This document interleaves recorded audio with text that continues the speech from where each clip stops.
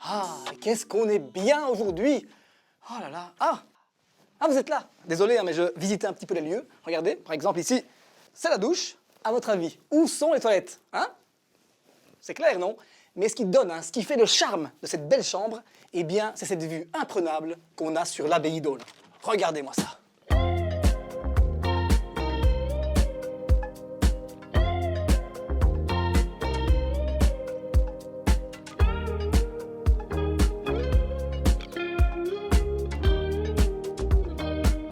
Ah les amis, je vous entends penser d'ici, Vous vous dites comment je fais pour trouver des endroits aussi incroyables pour dormir? Eh bien c'est simple, vous allez sur visitewallonia.be et il y a tout ce qu'il faut. Par exemple, regardez ici, j'ai une chambre avec une vue sur un champ, une chambre avec vue sur de l'eau ou encore, comme ici, une chambre avec une vue sur une abbaye. Allez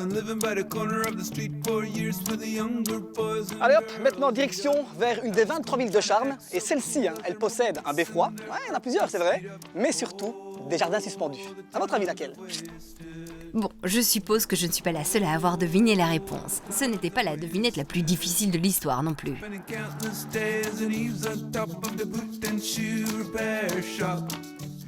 Bon, vous l'avez compris, nous sommes à Thouin, bien sûr. Regardez-moi comme elle est charmante, cette ville. Elle est juste magnifique. Bon, les amis, pour découvrir les 23 villes de charme, c'est très simple. Faites comme moi. Procurez-vous ce bouquin dans toutes les maisons de tourisme. Voilà.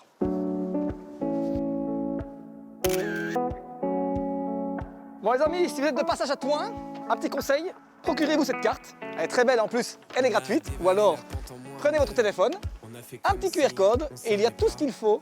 Regardez. Les jardins suspendus, les bateliers ou encore la cité médiévale. Mais moi, je n'ai ni besoin de ça, ni de ça. Production.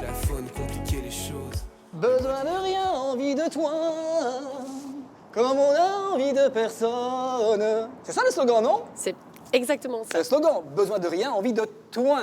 Oui, bien Ludo. Comment tu vas? Mais bien, en forme je vois, comme d'habitude. Très en forme. Dis, j'ai vu, là, j'ai le choix entre les jardins suspendus, les bateliers ou alors la cité médiévale. Mais que faire? Eh bien, je te propose un mix des trois. Bonne idée, ça. Tu sais que je suis amoureux de toi, moi. Mais prouve-moi encore une fois que cette ville est vraiment unique. Ça c'est facile. Vrai? Sûr? Oui, tu me suis? On y va. Je te suis. Allez. Ludo, Oui? tu te rappelles pourquoi le beffroi porte une croix? Écoute, quand tu parles, je t'écoute, moi. Alors, Ah. je pense bien, en tout cas. Alors, en général, les beffrois sont civils, d'accord? C'est ça. Celui-ci, il est à la fois civil et religieux, d'où la croix. Bravo Ludo. Mais par contre, est-ce que tu sais pourquoi il est religieux? Tu m'en demandes trop, là. Non. Quoi? Eh bien, parce que c'était le clocher de la collégiale. Juste à côté du beffroi, il y avait une collégiale et le beffroi portait les cloches de la collégiale pour sonner les offices religieux. Et on voit encore les empreintes, là. Tout à fait, on voit les traces de l'ancienne collégiale. Mais par contre, ce que je sais, c'est que le plus jeune carillonneur Baptiste est dans le beffroi, Exactement, le plus jeune de Belgique. en plus. Alors, sais-tu dans quelle province nous sommes Dis ici? Sandrine, tu me prends pour qui? Niveau géographique, je suis imbattable. Province de Hainaut. Bam! Oui, aujourd'hui, mais jusqu'à la fin du XVIIIe siècle, nous étions liégeois. On faisait partie de la principauté de Liège. D'accord. J'irai dormir moins bête ce soir. C'est très mignon ici, c'est cosy. Oui, eh bien ici, nous sommes dans l'espace Nodje. Ah, Nodje, le premier prince-évêque de Liège. C'est ça. Je viens de comprendre en fait. Nodje, province de Liège, Hainaut. Voilà, exactement. On est ici à la limite de la première enceinte, car l'éperon rocheux s'est fabriqué en 4 enceintes successives. Et cet espace, il y avait une tour qui gardait la première enceinte. Avec une vue imprenable. Magnifique sur le Magnifique. beffroi. Et c'est moi ou j'ai chaud, moi, non? C'est normal, on part du côté sud. Côté jardin, donc. Côté sud, oui, enfin, on n'est pas au théâtre, mais oui, je pense que tu as raison. Ah ouais, voilà, tu vois. Mais oui, Ludo a bien raison. Les jardins suspendus se trouvent en effet au sud de la ville.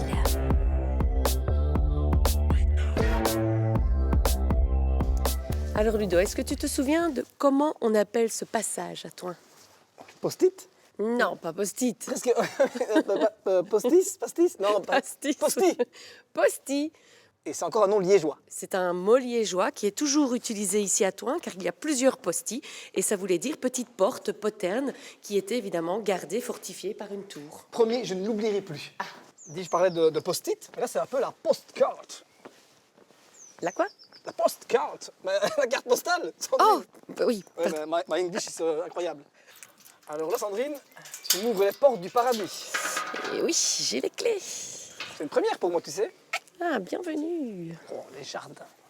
Il y a quand même un truc, Sandrine, que je ne comprends pas en fait. Pourquoi avoir créé des jardins suspendus alors qu'on aurait pu faire des jardins là-bas en bas? Eh bien parce que les jardins suspendus sont vieux, datent du Moyen-Âge. C'est un peu les échafaudages de la forteresse qui se trouve en haut. La population a compris que le côté sud de la ville était bien riche pour les cultures. Et donc on cultive toutes sortes de choses depuis le Moyen-Âge à cet endroit. D'où ce petit vignoble. Enfin, ce beau vignoble. On peut dire un beau vignoble, puisque lors de bonnes récoltes, on peut monter jusqu'à 1500, 1600 bouteilles Ouf. de vin doux.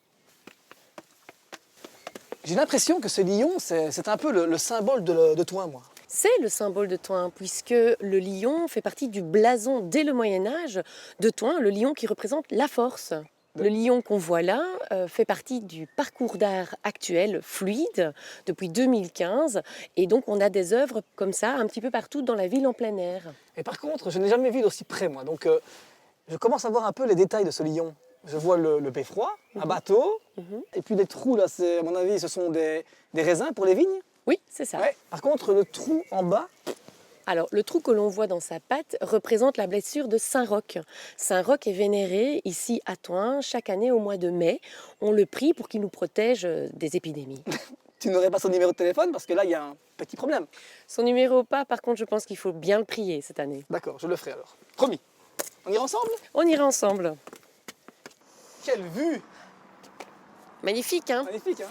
La vue nord, tu sais que ce qui est unique aussi à Thoin, c'est l'importance de la batellerie. Thoin a été la deuxième ville fluviale de Belgique après Anvers au début du siècle dernier. Donc c'était vraiment très très important au niveau économique. Ouais, j'imagine bien, oui. Ça te dit de descendre en bas? Tu te sens capable d'attaque? Oui, descendre c'est toujours facile. C'est pas faux non plus, c'est vrai. C'est une montée après. On marche à l'ombre des villes, on part en avance pour traîner un peu, en regardant le temps. Envie de flâner un peu, le quartier des bateliers se prête à merveille à la flânerie.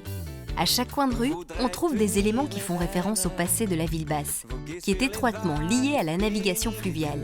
De nos jours, c'est un quartier haut en couleurs. On se perd un peu. On regarde le Pour plus d'informations ou pour d'autres découvertes touristiques, rendez-vous sur visitwallonia.be.